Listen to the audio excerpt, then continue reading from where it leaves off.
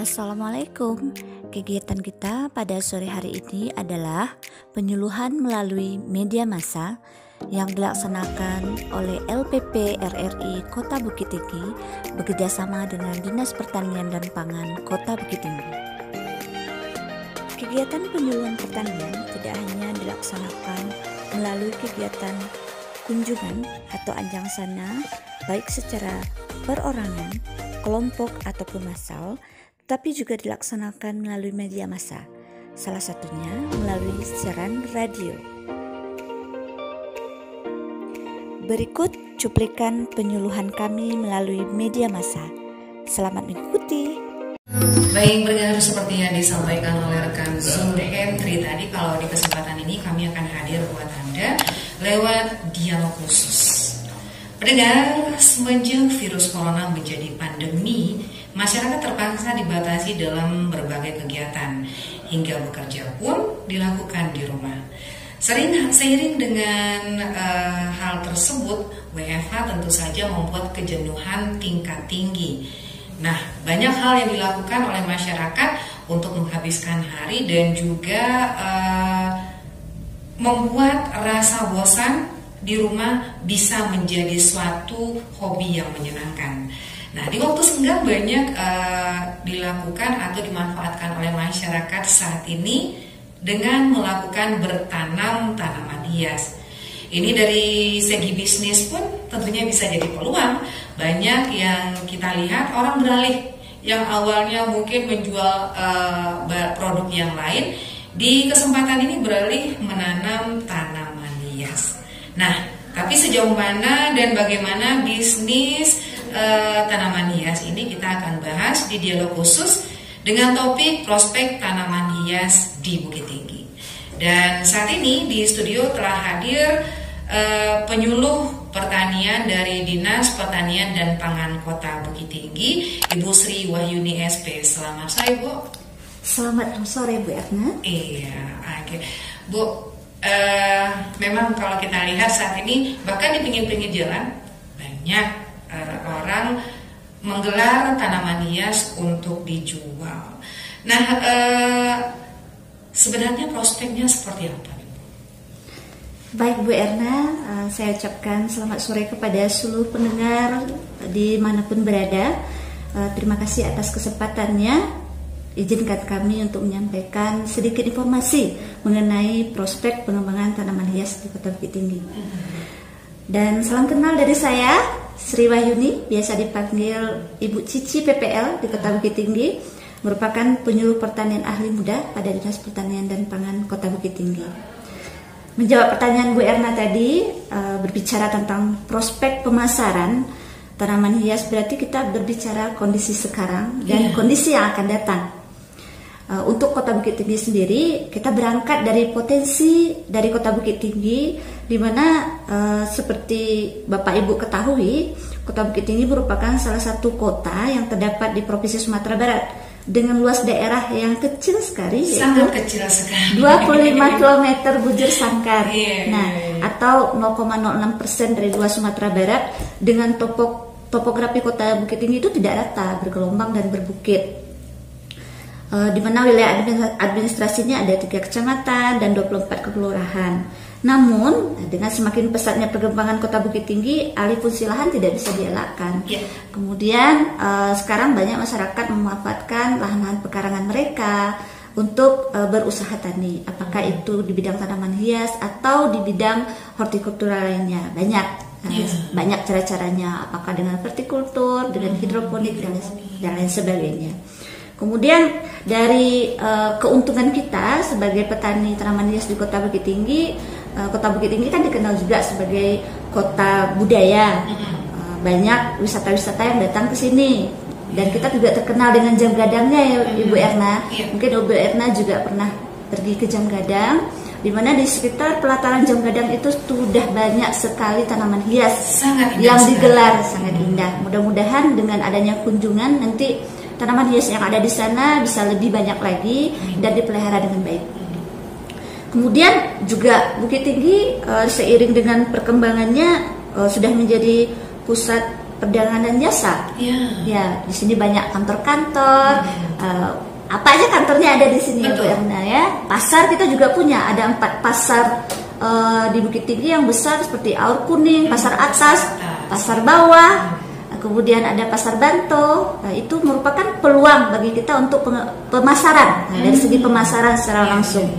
Kemudian untuk mendukung peluang yang ada, kita punya potensi loh Bu Erna. Ada dari segi kelembagaan petaninya, kita mempunyai beberapa kelompok tani tanaman hias yang tersebar di 3 kecamatan dan 3 kelurahan, 3 kecamatan dan 24 kelurahan di Kota Bukit Tinggi. Dan juga kemarin baru-baru ini juga di Dinas Pertanian kita juga sudah membentuk komunitas pecinta anggrek Bukit Tinggi. Itu tambah lagi. Iya. Jadi dengan kata lain, semakin banyak orang yang berminat di bidang tanaman hias, melihat banyak sekali manfaat yang mereka rasakan, terutama ibu-ibu yang biasanya mereka cuma nanam tanaman hias di rumah, cuma dilihat saja, tapi sekarang sudah menghasilkan uang. Nah, ibu-ibu kan kalau lihat uang gitu, lihat tanaman langsung nampak uangnya. Nampak uang ya. Apalagi cuma menghilangkan stres, sekarang bisa menjadi pundi-pundi rupiah. Betul. Jadi kalau untuk sekarang usaha tanaman hias dengan adanya WFH, banyak pekerjaan yang dilakukan di rumah, sehingga kan waktu luang banyak. Orang yang tidak terbiasa dengan tanaman hias mulai berusaha tanaman hias. Orang yang biasanya berusaha di bidang lain, misalnya mereka menjahit, ibu-ibu terutama ya Bu Erna ya, menjahit karena usaha konveksi agak mulai menurun, nah mereka pindah ke usaha tanaman hias, walaupun mungkin mereka belum bisa, tapi kebutuhan yang menuntut mereka supaya bisa berusaha di tanaman hias, seperti itu.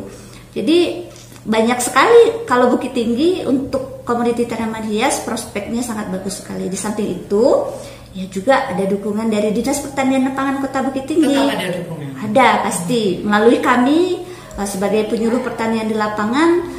Dengan adanya kelompok tani itu kami dampingi mereka bagaimana supaya usaha mereka bisa berjalan dengan baik. Kendala-kendala mereka yang mereka temui di lapangan, kalau ada peluang-peluang atau informasi mengenai prospek tanaman hias, kami sampaikan seperti itu. Oke, Cici, ini kalau kita bercerita seperti yang dikatakan tadi Bukit Tinggi yang istilahnya kalau kece ulah Minang selalu tapak tangannya, ada hal yang sangat menarik.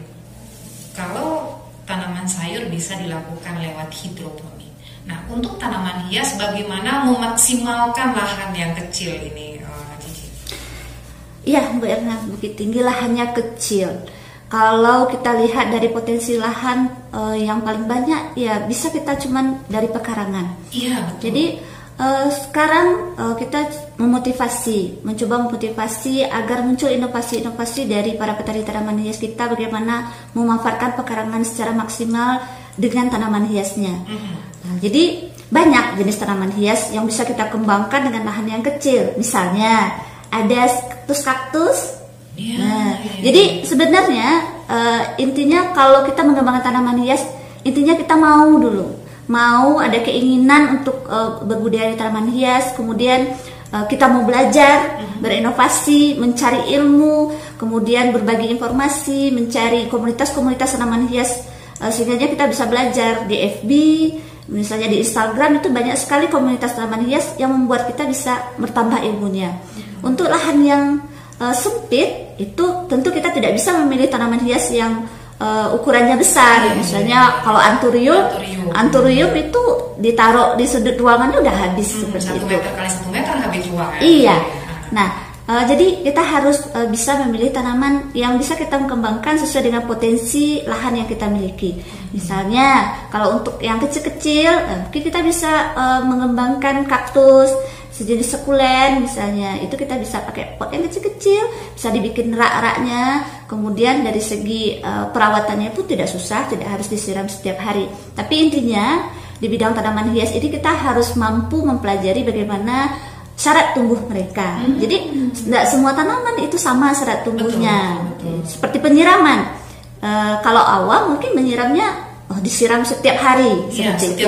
Kalau secara umum kan kita bilang tanaman itu harus dilakukan penyiraman pagi dan sore seperti itu. Jadi tidak semua berlaku. Ada tanaman itu yang bagusnya cuma disiram sekali seminggu. tidak boleh disiram ke daunnya, tidak boleh disiram ke tanamannya. Jadi intinya harus paham mengenai bagaimana teknis budidayanya. Harus paham kita sifatnya dan segala macamnya. Tidak saja hobi tapi belajar. Harus belajar. Ya. Jadi banyak sekali jenis tanaman hias, tergantung lokasi. Kalau luas, tentunya bisa kita kembangkan tanaman hias yang lagi booming sekarang ini seperti tanaman jenis philodendron misalnya, anthurium. Ini ada prediksi di kedepannya anthurium 2-3 tahun lagi booming lagi, karena dulu kan boomingnya 2007. Ya, 2007 sampai miliaran harganya. Iya. Jadi diprediksi 2-3 tahun lagi anthurium akan naik lagi nih. Itu makanya harus pandai-pandai melihat potensi, melihat kondisi kita dan sesuaikan dengan potensi tersebut. Tapi saya tertarik nih, Bu Cici, apa saja yang bisa diberikan oleh penyuluh pertanian tentang tanaman hias dan bagaimana caranya? Mengenai tanaman hias, kalau bagi kami penyuluh pertanian, tentu kami sesuai dengan tupoksi kerja kami, yaitu memberikan informasi kepada petani yang tergabung kepada kelompok tani, supaya mereka mau dan mampu untuk mengorganisir dirinya supaya bisa meningkatkan pendapatan dan kesejahteraannya. Jadi kami melalui fungsi kami melakukan pembinaan melalui kelompok tani.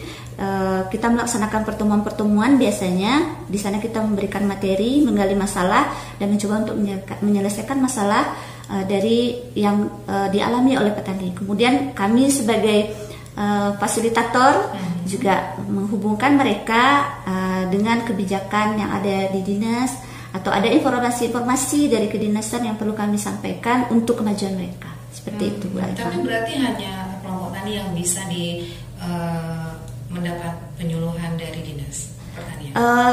Kalau secara tupoksi, penyuluh melaksanakan pembinaan ke kelompok tani, tapi tidak menutup kemungkinan masyarakat luas bisa berhubungan dengan penyuluh, misalnya dengan mereka melakukan konsultasi perorangan mengenai kegiatan yang mereka lakukan di lapangan. Jadi kami bisa ditemui di Balai Penyuluhan Pertanian untuk melakukan konsultasi perorangan. Karena kalau di lapangan kami melaksanakan kegiatan penyuluhan, tentu kami menuju ke wilayah binaan, ke kelompok tani yang sudah kami jadwalkan kunjungannya setiap harinya, seperti itu. Jadi kalau misalnya ada yang membutuhkan kami, biasanya mereka telepon kami, Bu bisa sediakan waktu mau konsultasi. Nah, mereka melakukan konsultasi perorangan. Biasanya itu dilakukan di Balai Penyuluhan Pertanian. Tapi ada yang menarik nih, saat masyarakat ingin melakukan bisnis untuk mengembangkan tanaman hias ini. Kalau misalkan padi, tentu ada bibitnya. Nah, untuk tanaman hias sendiri, Bu Cici, bibitnya didapatkan dari mana? Ya, tanaman hias itu kan ada macam-macamnya, Bu Erna. Ada tanaman hias pot yang bisa ditanam di pot, tanaman hias landscape yang biasa ditanam untuk taman-taman, ada bunga potong, ada bunga daun, seperti itu. Jadi untuk pohon induk pohon induk biasanya kita bisa cari pada beli di tempat penjualan tanaman hias juga, tapi kita minta yang indukannya. Indukannya itu biasanya umurnya sudah agak udah dewasa seperti itu, dan nanti kita bisa perbanyak melalui anakannya. Biasanya perbanyakan tanaman hias itu kan bisa melalui anakan, bisa di stek pucuk, stek batang, bisa diokulasi, bisa dicangkok, macam-macam caranya. Tapi intinya tentu kita harus mempunyai modal dulu. Betul. Nah, cari pohon induknya dulu. Kalau tidak ada pohon induk, tentu kita tidak bisa memperbanyak tanaman itu. Jadi tanaman itu tentu masing-masing dia punya cara perkembangbiakan tersendiri. Namun terkadang untuk jenis tertentu kita bisa kembangkan melalui sistem kultur jaringan, namanya, Bu Erna. Jadi mengambil salah satu jaringan dari tanaman, kemudian dikembangkan di labor kultur jaringan namanya. Kalau kita di Sumatera Barat ada di BBI Binturun Padang. Jadi biasanya itu untuk tanaman anggrek. Jadi perbanyakannya itu bisa jutaan hasilnya, tapi dalam bentuk botolan. Prosesnya cukup lama, sekitar setahunan. Tapi satu pucuk, misalnya diambil itu pucuknya, bagian dari pucuknya tersebut. Satu pucuk itu bisa menghasilkan ribuan batang, tapi prosesnya lama, bisa sampai setahunan. Kemudian kalau di Jawa sudah banyak berkembang sistem teknologi kultur jaringan ini untuk berbagai jenis tanaman. Misalnya seperti sekarang untuk tanaman aglonema yang banyak kan jenisnya yang booming, yang merah-merah itu. Ini petani saya pasti udah berisik di luar nih. Ini namanya Ibu, ya saya lupa blank. Jadi untuk jenis aglonema misalnya yang harganya sampai jutaan itu bisa dikembangkan secara kultur jaringan atau dengan sistem perkembangbiakan secara massal. Itu bisa. Jadi biasanya serumpunnya 1 juta ya dikembangkan dengan ribuan batang dengan kultur jaringan, itu luar biasa pendapatan petani itu gitu. Jadi intinya kalau kita masyarakat awam yang ada di manapun berada, mungkin modal awal kita tentu harus adanya pohon induk. Untuk mencari pohon induk ini kita tuh harus juga melihat apa kebutuhan dari pasar. Jadi nggak semua tanaman pula kita beli. Pasar tidak suka kita beli juga. Pada saat booming aglonema tentu kita harus memperbanyak aglonema juga. Nah, aglonema ini biasanya dengan rumpun aja, belah rumpun aja, ngambil anakannya. Kemudian juga bisa stek batang, stek pucuk juga bisa. Menarik sekali perbincangan kita di kesempatan ini, namun kita akan hadirkan sebuah